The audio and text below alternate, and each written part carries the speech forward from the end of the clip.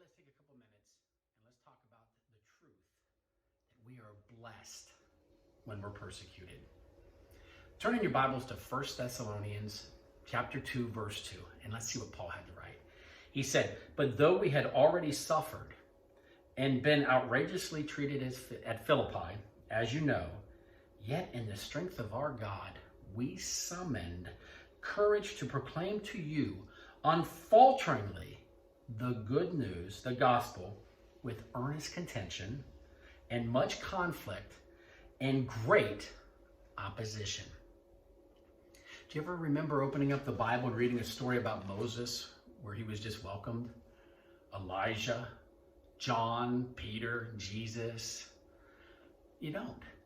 Because we weren't made to thrive when everything's good. Our Father made us so that we thrive in persecution, in trials, in tribulations. The Bible tells us, Paul writes, that we are to eagerly expect and desire that we are persecuted. Because when we're persecuted, it brings back a steadfast faith and confidence in our eternal salvation. Persecution will do that like nothing else will. And the reason that persecution will bring about such great faith and growth in us and allow us to shine like nothing else will is because love. You and I, when we were born again, the love of Christ birthed in us. John 17, Jesus says, "Father, I've made your name known to them, and I will continue to make your name known to them, so that the love that is in me may be in them, and I myself may be in them." You have the very love of Christ in you. And you know what the power of Christ's love is?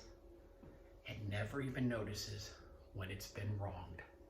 It takes no account of being wronged. That allows you to bless those that persecute you. It allows you to pray for those that despitefully use you. And if your enemy's hungry, the love of Christ that lives in you will cause you to give them food. If they're thirsty, you'll give them water. Love, the love of Christ that's in you, will cover a multitude of sins.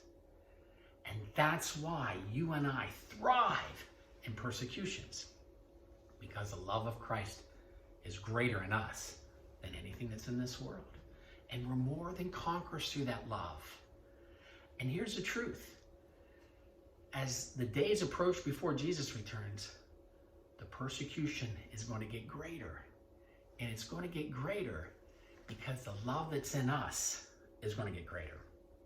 Jesus is returning for a glorious church without spot, wrinkle, or blemish, or any such thing. And that means love will be abounding in us. So we are blessed in persecutions. You are blessed in persecutions.